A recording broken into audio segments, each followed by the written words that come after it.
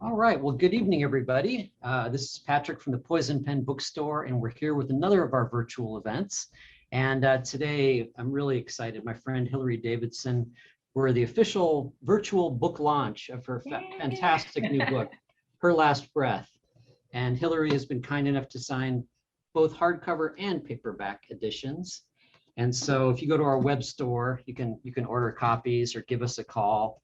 But anyway, delighted to see you, Hilary. Congratulations on the book. Thank you so much. And whether or not you know this, you guys are amazing. The Poison Pen is the only store that I've visited for all 7 books. I know the last couple we've had to do virtual visits, but I love you guys and I just appreciate all the support you've given me over the years. So thank you. It's an honor for me to be here. Well, that's really nice. Thank you so much. It's funny, we were chatting just for a few minutes before we got started here. And this new book, wow, there is so much going on and so much to talk about in this book. You know, you've got toxic families, you've got, you know, psychological warfare, gaslighting going on all throughout the book. There's really, you know, memory and false memory. Can you just give us a little bit of information about sort of what inspired this book? Oh, wow. You know, it's funny because I actually have to go back several years for that. You know how there's kind of a time in your life when a lot of people that you're friends with are getting married. So there was a time about 6-7 years ago where a lot of my friends started getting divorced.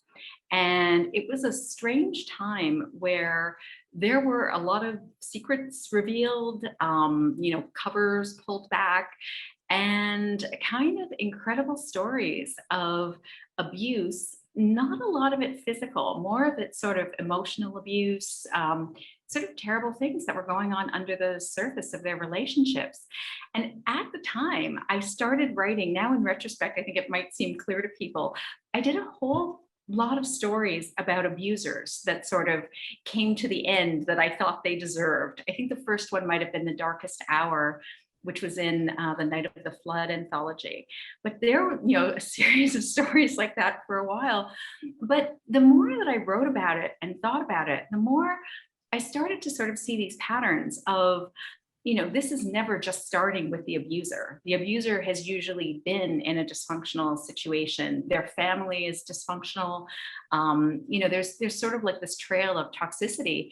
And so I decided to dive really deep and write a book that explores this really dysfunctional interpersonal relationships and family relationships, and sort of dealing with different kinds of abuse. So with the 2 narrators in the book, I'd say one of them has a family that was physically violent, and the other has a family that was sort of like an emotional hostage kind of situation, Right, where the things you mentioned about gaslighting and that.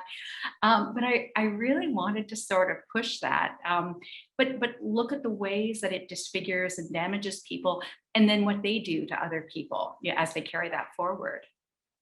Right. So as the book, can you kind of give the basic? This is one of those books that has such a complicated, really wonderfully built plot, and but it's hard to talk about without spoilers. I'm try my darndest not to spoil it.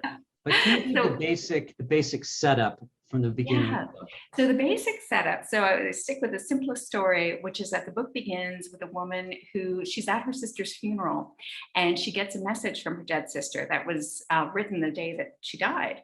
And in it, the sister reveals basically some things never revealed before, that she's afraid of her husband, that she's worried he's going to hurt her, and that he killed his first wife and got away with it. And so this sets the main character, Deidre. First, it kind of turns her world upside down. She likes her brother-in-law. She had no idea, that kind of has trouble believing any of this stuff could be true. But then as she digs deeper, confronts some family members, she starts to find out that actually this is true. So she's sort of left with, I guess, the 2 paths that she's following. She wants justice for her sister, and she's willing to do anything to bring her brother-in-law to justice. And at the same time, she's left wondering who her sister really was, that she would be married to a man that killed his first wife. And, you know, it leaves a lot of sort of questions about her relationship with her sister. And by the way, that's a simple version. I know it that's breaks the basic into these. setup. I mean, and at the heart of this, as you said, you have these two families. You have the big Thraxton family, which, I mentioned bears a certain little superficial resemblance to another family, also beginning with T. We won't go into that. A lot of real estate in the New York City area.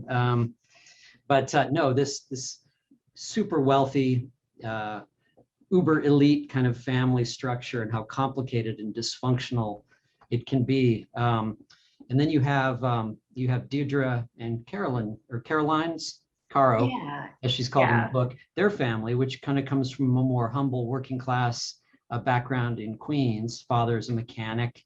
And, as you said, these two families both have their secrets, at the heart of the story. And it's interesting because if I'm not mistaken, I don't think you stray from this point of view. We're told the story strictly through two viewpoints, right? Deirdre right. and Theo, Yeah. who, as you go through, you start to learn with them that all is not as it seems about the people in their world. And it's just amazing how you manage to pull everything off. Well, I am honored and flattered that you say that. I will say, so I'll be very upfront. When I was writing the book at the beginning, I heard Deirdre's voice loud and clear. And I knew what motivated her, what grounded her. I knew that she was keeping secrets from the reader and that she's a very private person. And so that there would be these certain revelations that kind of go off like bombs when you're halfway through the story of these things that you didn't know about her and that she's been Right. hiding.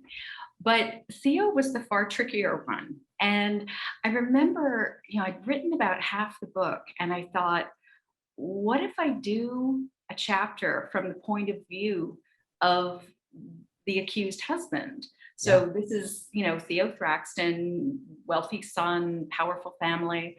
And, does it give too much away to go into his perspective and talk about that? And I started it just like an experiment because quite honestly, he's a very damaged character. I did not know how far I could really sort of take that and push that. But as I started, I sort of heard his voice more strongly. And I realized it's sort of an incomplete picture just to have Deirdre's perspective, that to really sort of flesh all of this drama out and the sort of like pain and suffering and torment, that you actually need the two of them as a counterpoint. And the sort of fun thing about it is that in terms of what they say to the reader, they're both quite genuine. They have secrets, they're both complicated characters, but even though they're speaking honestly, you can read one chapter and believe things are a certain way, and then read the next one and just everything is turned on its head. And like, Totally. what do you do with this information? They're both telling the truth. And how do you weigh this? How do you decide what's going on? Well, and after a while, I started to think, these characters actually have quite a bit in common. They're not too terribly, obviously they're from vastly different backgrounds, but this whole notion of shared repressed trauma that kind of goes throughout the whole book. And again, I don't want to give away some spoilers, but there's certain things we find out very early in the book. Theo, as you mentioned, he's the sort of the son of this very wealthy family, but he at some point leaves the family business, which is a very ballsy thing to do in that world, but as we go in, we're expected to think the worst of Theo, and it's interesting that you say that his voice started to speak to you a little bit more because he, we learn there's this incident in his past when he was 3.5 years old. Well, can you talk about that at all? Yeah, Or I'll is talk that about that a a little spoiler? bit because this isn't too much of a spoiler, because very early on in the book, you learn that the way that Deirdre's sister met her husband was that she was a journalist and she wrote a profile of him. And this profile mentions, he's left the family business and he's going around the world trying to restore artifacts to the countries they originally came from, sort of like, a do-gooder kind of mission. This man is doing really good things in the world. But it mentions that he has a lot of scars and talks about this attack when he was 3 years old and accidentally got mauled by a tiger in a zoo. And it's one of those things, it's kind of like a foundational story. The Thraxtons all talk about this, and, Theo has a sort of memory of the tiger. And as you start to unpack it in the book, you realize that a lot of Theo's memories are not necessarily memories, that he's been told things so many times that he's internalized them and, believes them. And there's a point fairly early on in the book where you learn that part of the reason he left the family business is that he got a letter from, it's actually called Zoo Berlin, the particular zoo where it was supposed to have happened. And it's from an administrator who read this profile of him and said, she was shocked and horrified, and she looked into the museum's records and no such thing had ever happened. And she was very upset at him defaming the zoo. And so for Theo, he's gone through, he has scars, he's gone through life believing this. It starts to sort of crack open his world because, his father, his stepmother, his sister, like everyone familiar with this story, and yet he's basically kind of cast adrift. And it's not the only reason that he doesn't trust them, but it's one of those things that really cracks it apart. And by the way, I just have to say, I am so glad that you recognize the similarity between Deidre and Theo, because that was sort of, when I was writing them, I don't think I designed it for them to have so much in common and be so much alike, but they're both, estranged from their families for different reasons. They're both loners. They process things in a similar way. And so it's funny that even though there's a very adversarial relationship between them, through the book, they're also so fundamentally alike. And in a way, you could have seen them working together instead of like working against each other almost. Right. There are lots of interesting little pairings in the books. There's obviously the sibling relationships, which are fraught, to say the least. Between Caro and Deirdre, and also between, of course, Theo and the Ice Queen sister, whose name I Juliet. can't remember. Juliet, yes. God, what a great character.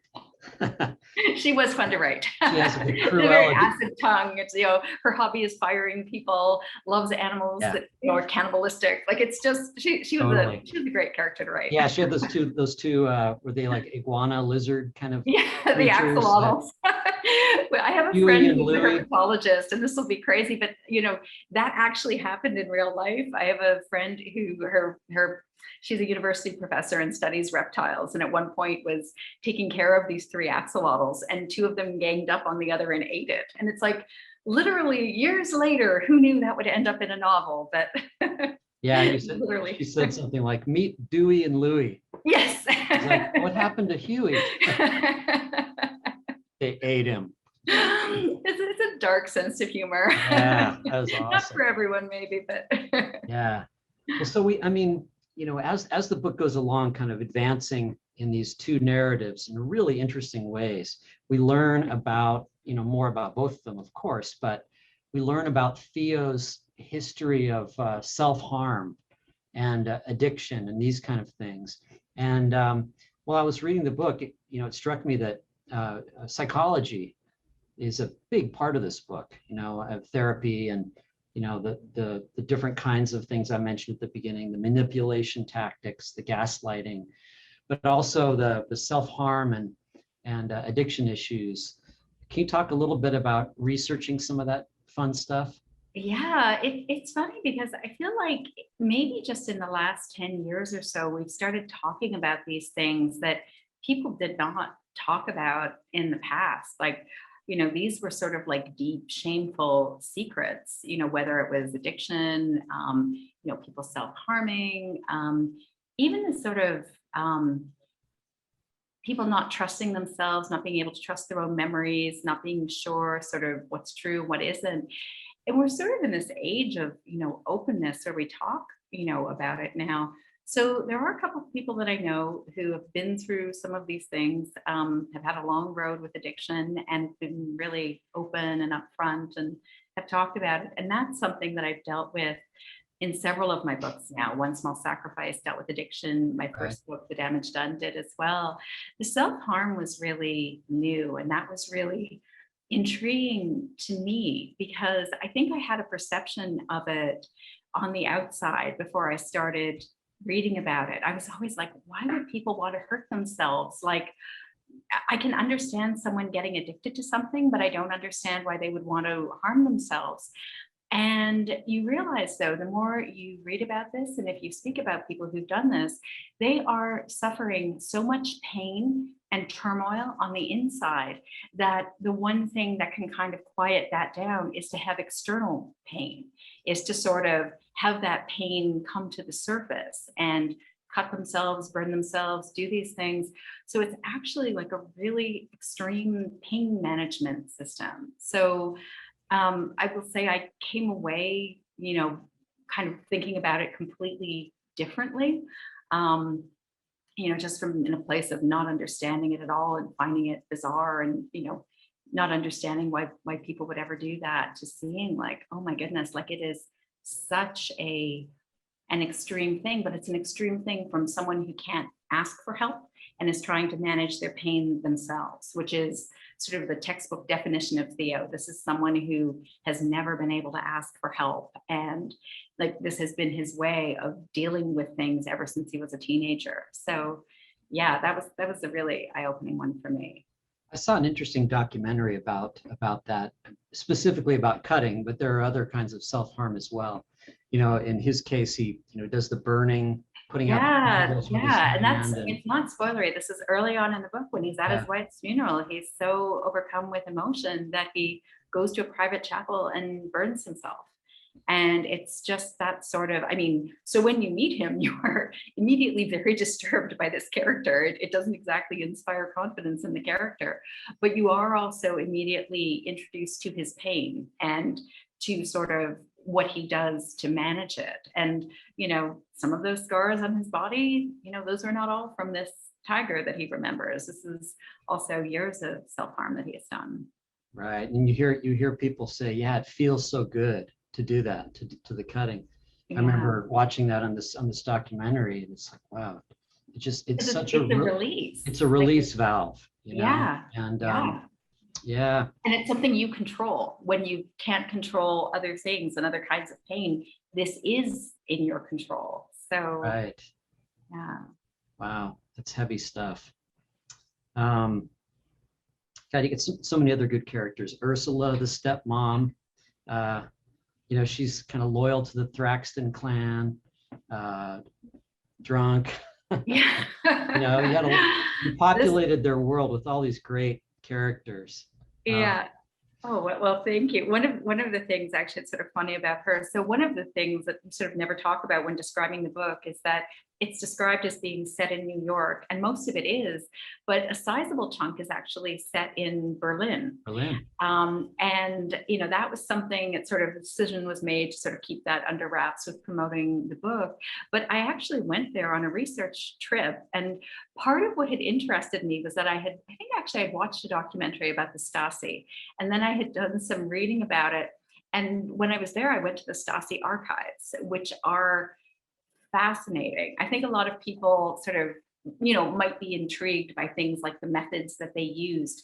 But what intrigued me was how much of sort of the percentage of the population of East Germany had been informing on each other, and how there wasn't such a thing as an apartment building or like a block of a street that didn't have an informer on it. And it was sort of like these crazy stories there. I mean, the tremendous amount of alcoholism, tremendous amount of sort of people, having trouble sort of coping with the double lives that they were leading.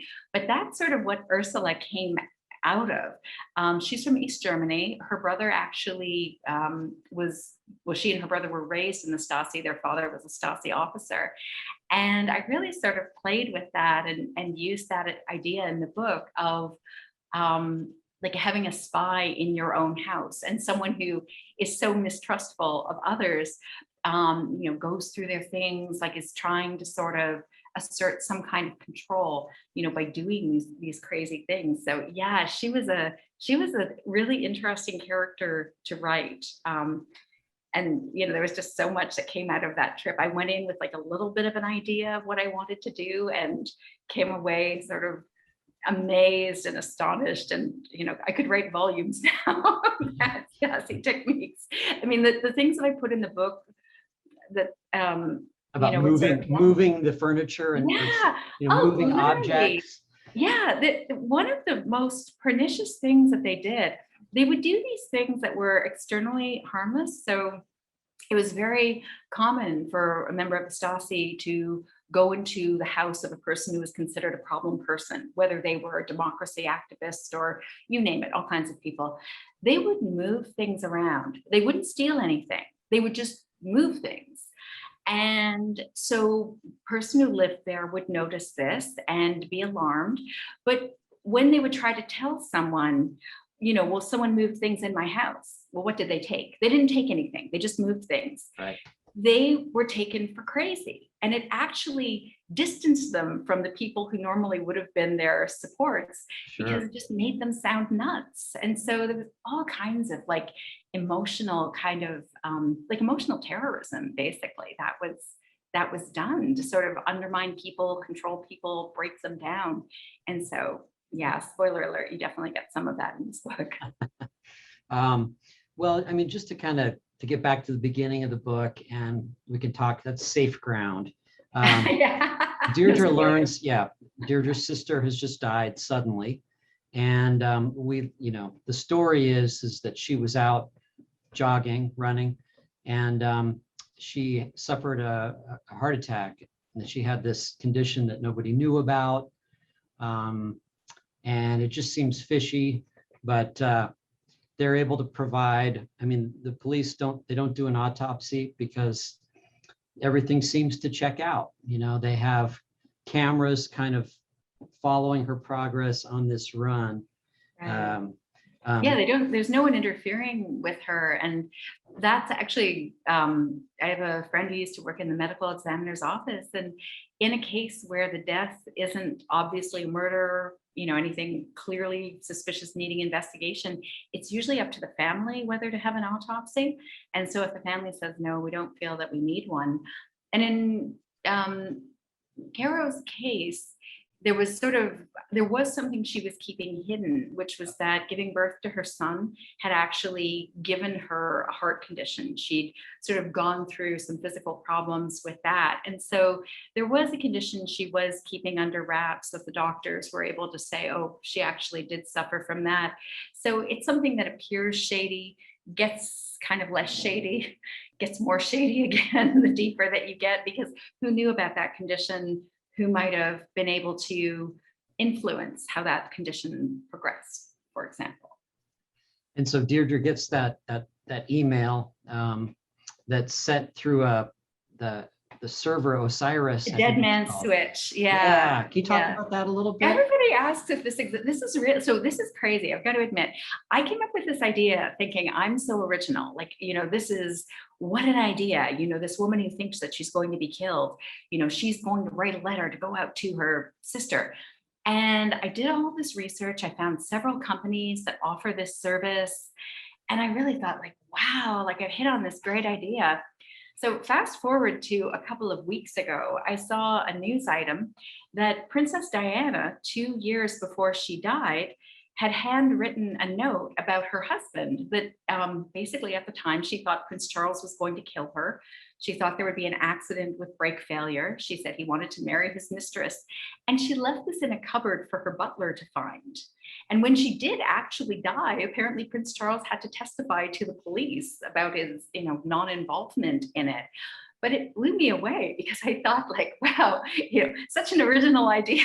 And then, like, no, this has actually been done in real life. But I worked really hard to sort of find a mechanism that would seem realistic rather than, just happening to find this letter in a book or something like that. So there is this whole industry of what they call a dead man's switch, where you can set up all of your information online to go to someone if you die, or just to disappear. You could have archives of what a personal photos, film, whatever you want, and also have it all go poof if if you don't check in at the intervals you're supposed to. So the technological stuff in the book, I try to stick as close as I can to the real world, whether it be with settings or details like that, because I want everything to be as plausible as possible. So even with something that seems kind of outlandish, like could this message be delivered? If you look at it, there's sort of like a weekly check-in that Caroline was supposed to be doing, and on the day she died, she wrote this message. When she failed to check in, then it went out the next day. So it actually Right. was something that could happen in the real world. Of course, yeah. And also, one thing I wanted to ask you about was, Deirdre. I wanted to ask you about Deirdre in general, about the character. And did you feel, it's interesting, you said you felt more, I'm not sure about more, I don't want to put words into your mouth, but you felt a connection to Theo when you were writing him. Did you feel sympathetic towards Deirdre when you were writing her? How did she come Oh, across? yeah. So I guess I would say that I got more sympathetic towards Theo as I wrote more about him. Yeah. With Deirdre, it was more of an automatic kind of connection because she was the character that came into my mind at the beginning. And, she is grieving. Her grief is just such a powerful, visceral thing because she's estranged from the rest of her family. So her sister was the one person that she was at all close to. She is a very isolated person. Part of this is her way of being tough, her way of, she's grown up in a family where abuse was common. She doesn't want to be hurt in the same or in other ways. And so she keeps people at arm's length.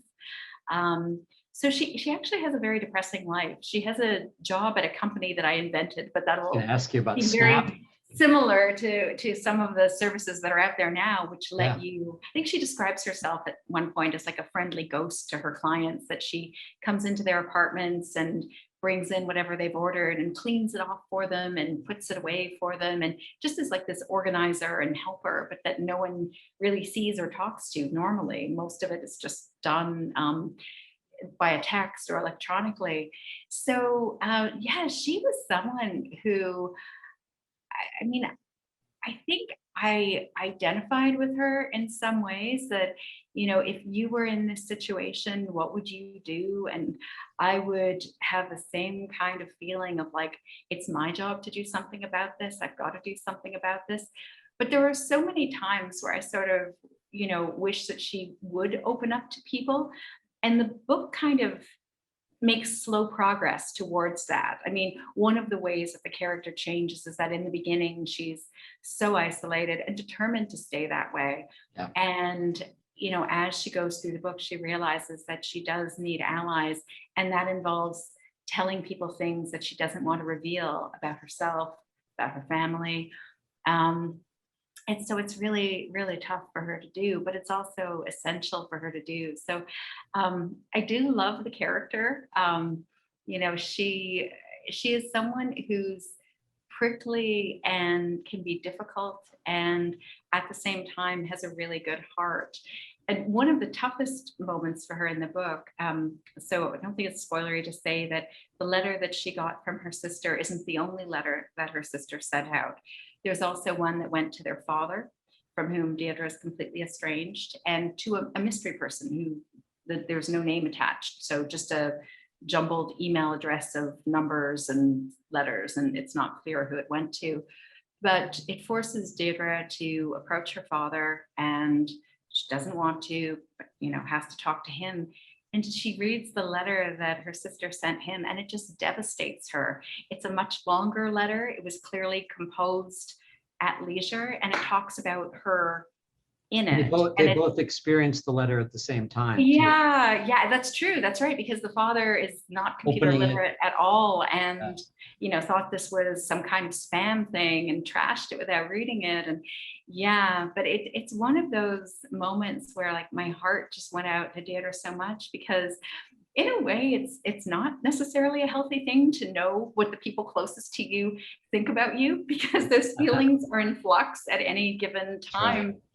And part of Deirdre's complicated relationship with her sister is that uh, their father hit their mother, and Deirdre cut off all contact with him and can't understand why her sister wouldn't do that, why he's still part of her life, why she still, has him for family events. And so there's this sort of pain there.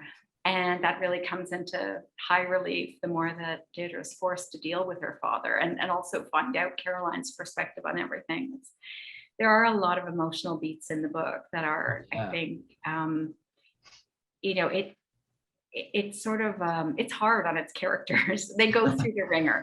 All of the characters in the book go through the ringer. Absolutely, they do. They go on a real journey together. And also, I think this may be the first book that I've read that, well, Michael Connelly's latest book dealt briefly with the pandemic that was starting to appear. And this, it's definitely here. And I don't think, maybe correct me if I'm wrong, but I don't think you set the place in a specific chunk of time. I mean, it's within the last couple of years, we know that. Right, yeah. I was really cagey because I started writing this book in the fall of 2019. So the whole, first half of the book, no pandemic, the world was a certain way. And then, come basically in end of February, beginning of March, I live in New York City. And so everything changed very, very quickly. And actually was a sort of dividing point in my mind. Do I really want to include the pandemic and talk about the pandemic? Because I didn't want to set the book in the thick of the pandemic. Right. I mention in it that most people are vaccinated, and they're still mask wearing on the subway, though there are large public events. And so even though I do not have a crystal ball, I actually correctly predicted where New York is right now. I was going to say, were you editing up to the last minute? Well, actually, when I turned the book in, that was June 2020 that I turned it in. And when my editor read it, she was so enthusiastic, but she said, I want you to change one thing. I think it's too optimistic to say that people will be vaccinated. I think that might be too far off in the future. And we went back and forth a bit. And then I agreed. I said, okay, maybe that's a little bit crazy. And so it was when the book was, I want to say, in copy editing or proofreading in the fall, that it went back in. At that point, we knew about the Pfizer and Moderna vaccines and that they were successful vaccines. And even though they weren't distributed yet, it suddenly made it realistic and feasible that this book, could be set in the very near future. So it was one of those things that I guess maybe it was a kind of blessing in disguise to write about it, because when you're cobbling together a book, you're often thinking about how to make things plausible. And so if two characters are supposed to be close, then how come they don't know these things about each other? Or why wasn't one there for the other one when this happened? And the pandemic suddenly made that all very possible. You could be extremely close to someone and not be able to see them for a long time. So I felt like I was kind of able to use it in some ways. It became background explaining, how certain things had played out. And also you have these scenes in the book where there are people still sort of like recovering from trauma, I guess, that this sort of the whole situation. And certainly for a lot of people in New York, there was an awful lot of trauma. People still remember, sirens night and day. And, there were, I don't know that in New York that you don't know someone who, people were hit hard, someone who was hospitalized or who died. So you definitely see these little things. It's in the background of the book, but it is all there. Yeah. So that was, once I decided to put it in, I just felt like I had to go all in with it. Well, and also, folks watching, this is not a pandemic thriller. No, by any stretch of the imagination. It's just, yeah. it's there in the background, Yeah. I feel like as we go forward, the pandemic has changed life enough that I know that a lot of authors are friends of mine who quite reasonably decided to set their new books in the past, even if it's just a couple of years in the past or 3 years in the past. And I certainly understand the appeal of doing that. I just think that when you've got this seismic event like the pandemic, we're probably going to see fallout for a long time to come. And if you want people to believe in the world that you're writing about, they've lived through this. And so Absolutely. you're going to That's have to right. acknowledge it in some way. Yeah, and it's like, the artists, the writers, the painters, musicians, you're the ones that will interpret all this for us, that we go to. And I think, I can only speak for myself, but I've heard a lot of people express, we're all just so freaking exhausted by it. Yeah. And, going through, and not just the pandemic, but all the barrage of misinformation that we were given Right. constantly. I mean, I Right. think that, that takes a psychic, it has its effect on us over time. Yeah. You That, know? I think that's part of it. Like in the small ways these things come into the book. I think we were already living in this strange time where in the past, celebrities always had to manage their images, and Uh, you would see this sort of curated images of and now just normal people do that. Now social media has everybody kind of under that pressure that oh, this is how we all live now, that you're taking 100 selfies and trying to find the best one to post. And staging your little life. yeah, like your life might be falling apart, but it's really important that you're able to, post this, one good photo or something like that. Right. And it's a weird kind of pressure that I think it crept up on us. At first, it just seemed like sharing, and then it became kind of competitive sharing and thirst traps and all of these things.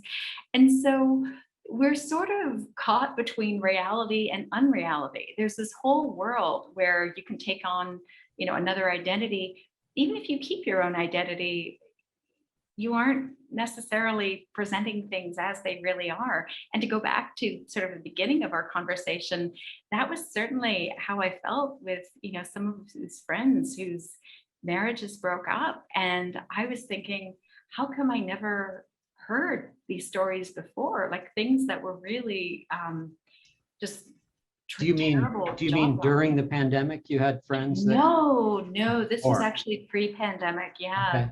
And it was just that sort of thing where, people keep up with appearances like that, well, if you're not planning to leave your partner, you don't want everybody to know this terrible thing that your partner did. And Yeah. so sort of swept under the rug. And it's like an added strain on people. You're not then just dealing with the issue or the problem, then you're also managing expectations around you and trying to keep up an image. And certainly Caroline, even though she's dead when the book begins, that's what she's done in her life. She's tried to paint her life in this rosy way and create an image. And it's so far from who she is and what she believed in. And but she kind of got trapped in that. Right. And then there's another character in the book, another one of the pairings, another journalist named Ben, who appears in the book. Yeah. Now it's Yeah, interesting. There's her some, there's ex. some, yeah, there's some fun commentaries about little insights into the world of journalism that you learn. There's a great quote that I marked, and I'm not sure if I can find it now, but you may remember it, where I think it's Ben who says something like, journalism isn't about writing, it's about persistence or something like that, which I thought was really, really interesting insight. It's interesting actually writing about character like that, because so I was a journalist for years before I turned to crime writing. And there's a certain type of macho journalist that this character really epitomizes. And the idea of this sort of swashbuckling, intrepid, going into these dangerous places. Gonzo journalist. Yeah, exactly. A different kind of image management. But I guess he was certainly, a little bit of he was trying to milk that for all it's worth. Right. It was a little bit fun to sort of, Deirdre loves to poke holes in people's egos if she senses an overinflated ego. So that was definitely a character that she did that too. Well, we can't really say a whole lot more about the plot of this book. I know. But I feel like we're edging around territory. you're in for a real treat. It's a very complicated, very, as I said, intricately plotted, thriller and just beautifully done. Really loved it. Thank you. Are Thank you. any of the characters, is this a standalone, or do you see any of the characters kind of going forward at all? So it was absolutely written as a standalone. And I will say one of my faults identified as a writer is that when I do a standalone, I want to keep writing about those characters at the end. And so I'm not going to pretend that my mind hasn't gone there and that, I haven't thought about doing something else with character. I will say though that I do a sneaky thing in my books where they're all linked in Yes. sort of alternate universe. And so you might notice the law firm of Casper Peters McNally made an Yes. appearance again. So Yes. Yes. named for Yes. 3 of my favorite booksellers. And anyone who's read Don't Look Down, they definitely came across that. It's been in a couple of the books now. So even though the characters in this haven't appeared in any other stories, I like to think that it's not impossible that they could appear somewhere again. So absolutely written as a standalone, intended as a standalone story. But I would Knows. not write it off completely. I love that. It's funny. I like how there are several authors that do that, but George Pelecanos is the one that comes to mind, Yeah, where you can tell that all of his characters from his different little series, they're all existing in the same world. right. He'll have like a scene where one of his characters will be sitting at the bar, and it's sort of a wink, wink, nudge, nudge to his regular readers who've been following him. I like that. Yeah, it's sort of I think the first time that I was really conscious of doing it, where I brought a character in a big way, brought them back in a big way, was when I wrote One Small Sacrifice and included the police detectives who'd been in my first series, who had been in The Damage Done and those Right. other books. And it's just Lily. kind of small roles, but I feel like connecting those worlds, it just broadens the universe and maybe broadens the kind of the reader's imagination of that universe. So they don't exist independently. They really are interconnected. And I think maybe that's why also I feel like I have to include real life events like the pandemic, because these characters have all gone through this. So, if you were to meet them again, they would have gone through this just like the Survived reader. this. Yeah, Yeah, absolutely. yeah. Yeah. Well, it's funny. I could see Deirdre showing up in a Sharon Sterling novel in some way. Yeah. Speaking of and I love, is it you that came up with the name The Shadows of New York, which is such a great series name? Well, thank you. That was really funny because early on, my editor said we really need a name, for the series. And I was like, why? I have enough time, difficult time coming up with titles. If I come up with a name for the series too. Yeah. But Shadows of New York came about because I felt like all of my characters always have a very long shadow trailing after them. And that shadow, whether they're cognizant of it or not, is affecting everything they're doing in their lives now. And it weighs on them, it shapes them, it pushes them, it's sort of like maybe a wound in some cases people carry after them. So that was how that came about. So yeah, that I remember though that I struggled with that. I really did. Well, it's almost like New York itself, not as a character, but New York is kind of experiencing, moving forward in time too, in a way. Yeah. I don't know.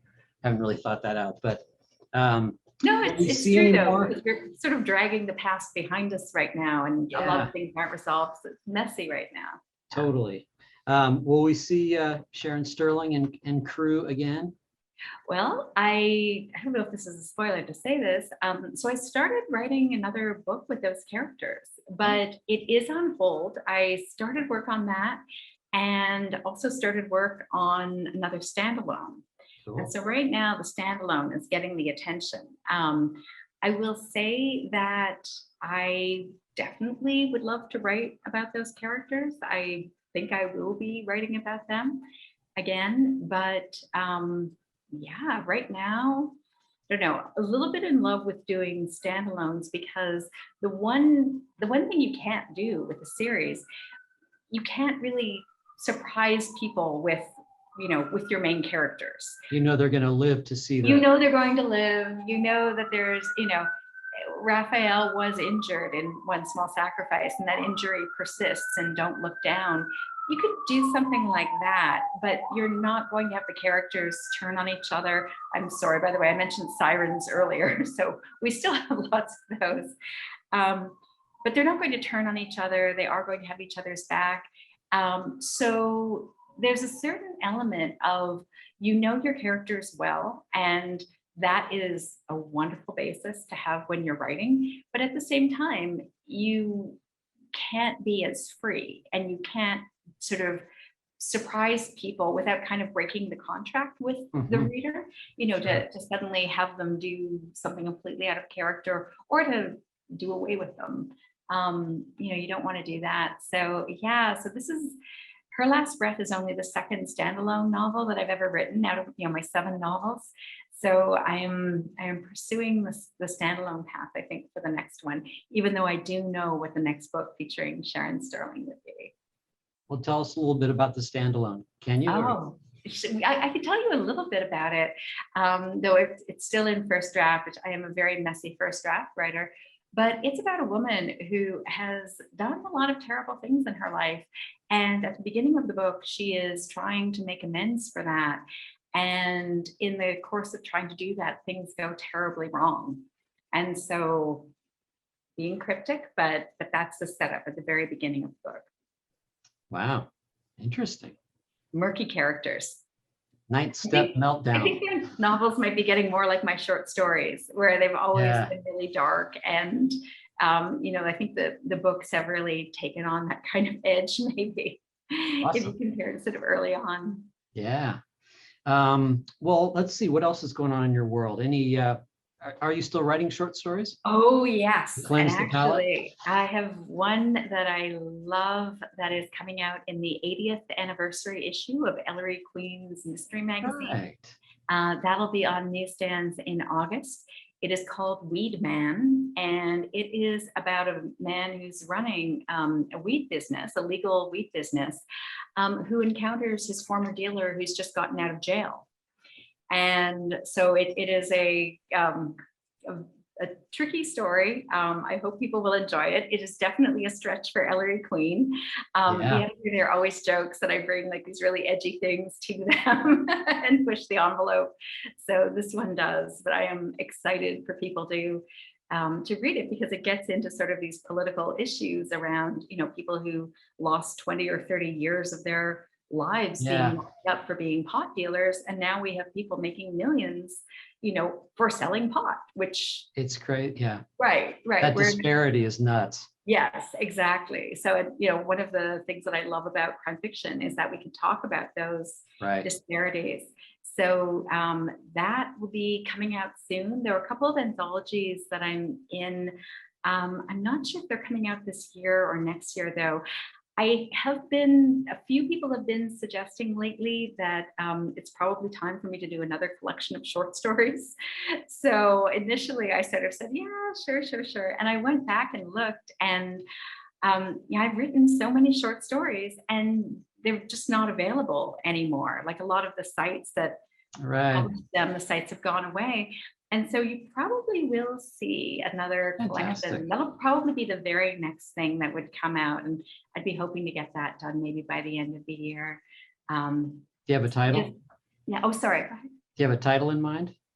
No, the last time I did that, I named it after one of the stories in the book. It was The Black Widow Club. And I don't know if I would, I'm still toying with which stories to include in it. So, might go in that direction again. I will confess that I hate coming up with titles for things. And so that would be, I'll either, just go with the story, or maybe there'll be some inspiration that comes along. But the short stories are so satisfying. There was just a panel that I just recorded the other day from Malice Domestic, which is a conference that will take place in a couple of weeks.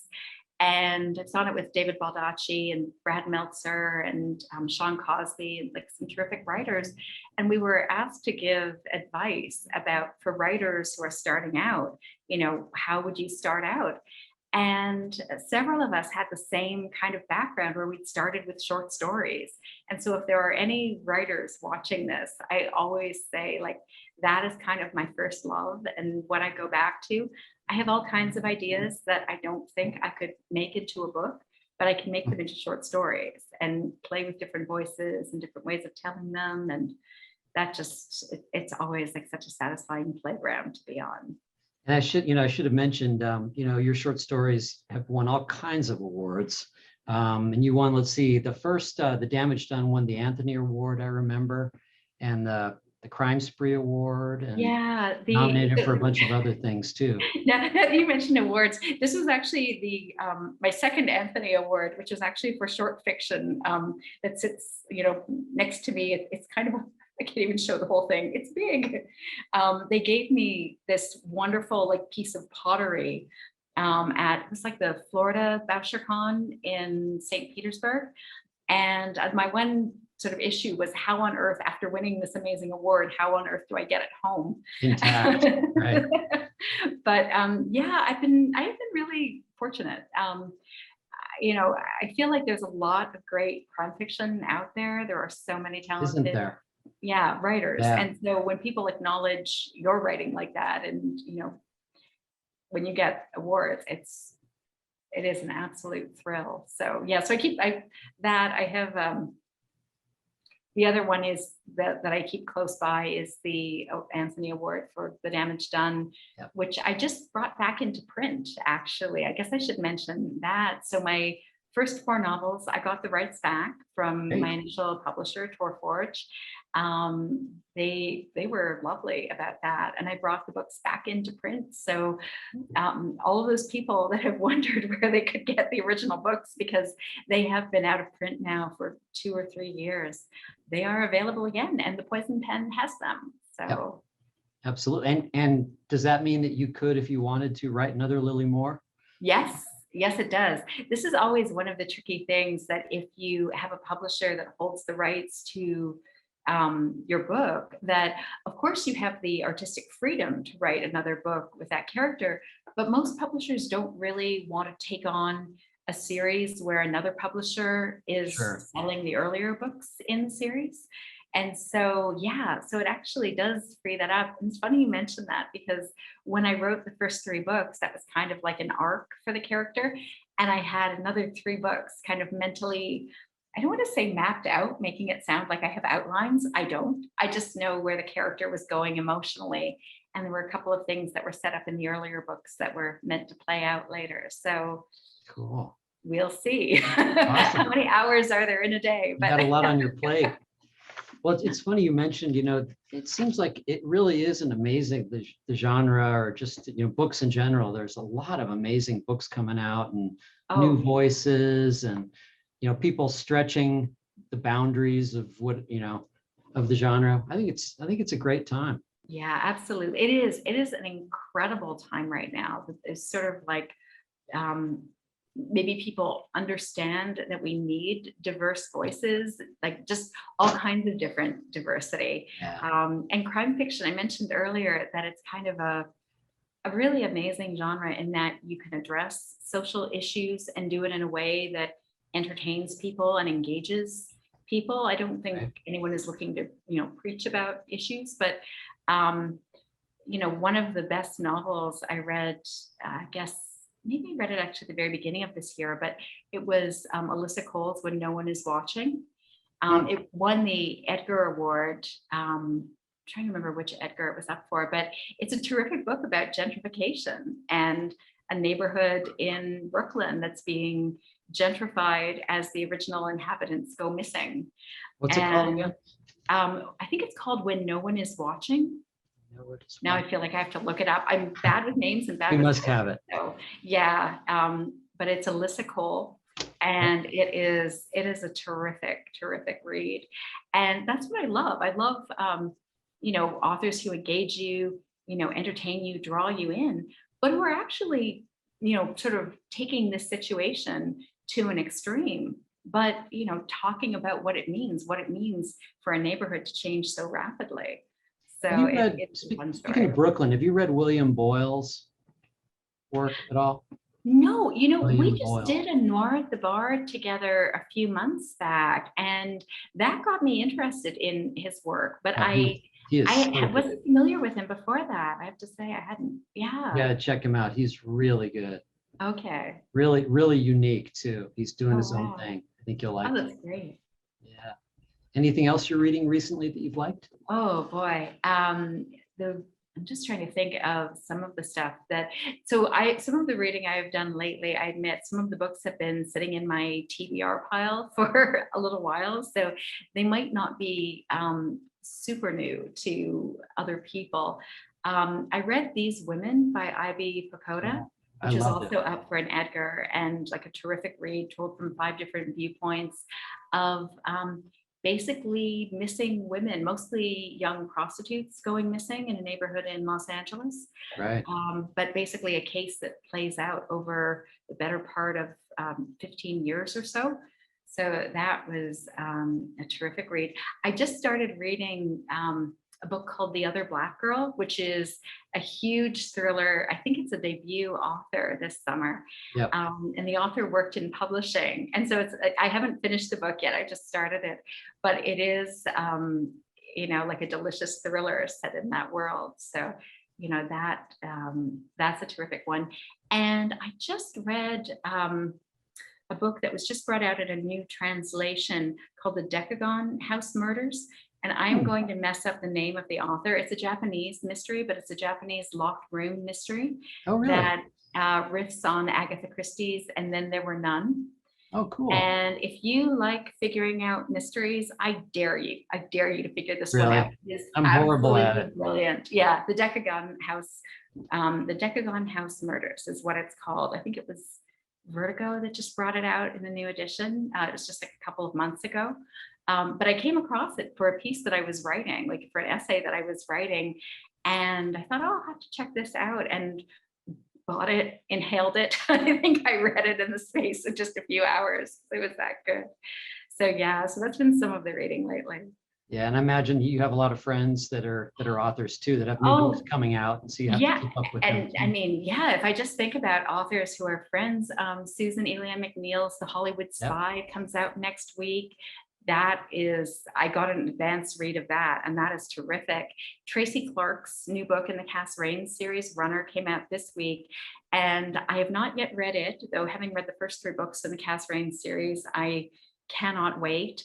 And Tracy and I are actually doing an event together in about 3 weeks with Laura McHugh, whose What's Done in Darkness came out just the Yeah, week before. I've got So to read a that. I have not lot read of that good yet. fiction that's coming out there. Yeah, like a lot of good Megan stuff. Abbott has a new one coming, and I've been Oh yeah, The meaning to read Turnout. that. Have you Oh read my it? goodness. Yeah, I mean, honestly, my mind starts to go blank when I start to, try to name all of the things. Yeah.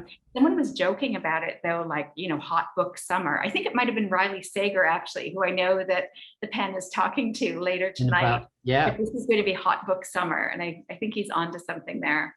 But yeah, and then of course Riley's another one. Like Yes, I love his absolutely. books. So yeah. One that I'm really keen on right now is Richard Lang's new book called Rovers.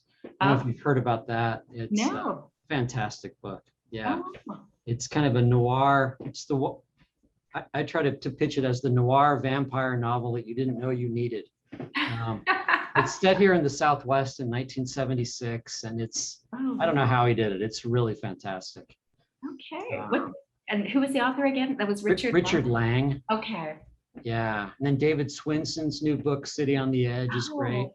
Set in 1973 Beirut. Oh wow. Coming Yeah. of age story. Yeah, there's just so many great books. Yeah. And one of them is Her Last Breath.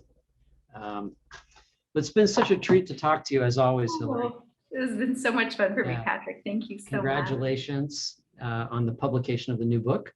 Thank you. Thank you. I know you've got a bunch of these lined up for the next couple of days anyway, or the next week or two. Yeah. Oh, it actually stretches out for like the next 3 weeks, I think. Really? It's fun. It happened just to be at a really busy time with conferences and as well as bookstore events. So like next week, I'm actually recording a virtual panel for BoucherCon. I'm not sure how much I'm allowed to say about it, but like BoucherCon is in person this year, but there will still be some virtual panels and kind of super exciting stuff that's going on. But it's sort of like that interspersed with bookstore and library events. And I will say the response to this book has been incredible so far. It's ended up on some of those great lists about, books you must read this summer. So Travel and Leisure and Parade Magazine and, different places have put it on that. But I've been already, it officially comes out tomorrow, and I have already been astonished by the response to it. So fingers crossed, knock on wood, that that'll keep going. But thank you for being so enthusiastic about it. Well, it's funny. Here's a question that just came in before we close up, which we could both answer this, I think. Hilary, you participate in tons of author events and conventions. What are the best parts and what is the worst part of participating? Do you ever get exhausted? Oh my goodness. Well, the answer is yes, I absolutely get exhausted. The best part is seeing people, because most of the year I am in a corner of my living room working on my books, living with my imaginary friends, not really associating with other humans. When my husband comes in, telling him to be quiet, I'm busy with my, imaginary friends. So most of my year is very isolated. So I love going to conferences and seeing people, but it's always this insanely intense thing. And I don't know if there's ever a conference I've been to where I haven't gotten sick afterwards. Really? Like literally every BoucherCon, there's a BoucherCon flu. And by the end, whether it's from staying up every night, like talking to people at the bar, or whatever, like I lose my voice. It literally is like just an occupational hazard that just I will get sick when I go to a conference. So that would definitely be the downside. But yeah, it is normally the biggest treat just to get to see people who love crime fiction as much as I do and hang out together. That's awesome. Yeah, for me, it's just, to be honest with you, it's my eyes. They start to hurt after all the Zooming. Oh, wow. We've done like hundreds of Zooms, and I don't know. I've tried to do the get rid of as much blue screen as possible. Yeah. It's just, I think it's just something in our modern age. Oh, wow. It's just screen fatigue. But yeah. but I love, there's a certain voyeuristic quality about doing these. When you're not in front of a whole audience of people, we get to see a little bit of Hilary's living environment, not much. See some blinds there, but and also we get a chance to reach out to a lot of people that like living abroad that it never would have occurred to us. Yeah. And so it definitely has its pluses and minuses. Yeah, I was going to say, I mean, for doing the one thing that I'd like to do going forward is that I love being able to sort of reach people all over the place by doing virtual events. And so going forward, I hope to sort of meld the two, that when it's easier to travel again and do in-person events, I would hope that, be able to broadcast them so that you'd have an audience there, but then you'd also be able to have an audience at home. There's so many people who, would like to be there, but can't be. Yeah, and, absolutely. Different time zones, different, health issues, different things. So I feel in a way like this past year has made us think more about accessibility, and that is never a bad thing. Exactly. I couldn't agree with you more. I think going forward, we will be doing both, but I hope the publishers don't get cheap and think they don't have to send their authors out on the road. Oh, I know. There's a lot of inspiration you get on the road. I joke about this, but one of the hardest things in the last year, because, being in New York, we were, really, my husband and I like keeping to ourselves in our apartment, working from home. I miss eavesdropping on people. I have gotten the ideas for some of my best stories from eavesdropping on people. And so you realize at a certain point, like that well has run dry and you actually need to get out there in public and listen to other humans. And, it's funny. Like, I think that, without that kind of energy, it at some point it's kind of hard to keep going and be creative. So definitely miss that. Well, I hope to see you out here in the desert again soon. I hope so too. Yeah. Fingers crossed that'll be soon, I hope. All right. Thank you so much for doing this tonight. Again, folks, Her Last Breath, we have plenty of signed copies left, so give us a call. And congratulations again, Hilary. Thank you. You have a wonderful rest of your evening. Thank you so much, Patrick. It was great to see you. Take You care. too. Thanks to everyone for watching. Bye, everybody. Okay.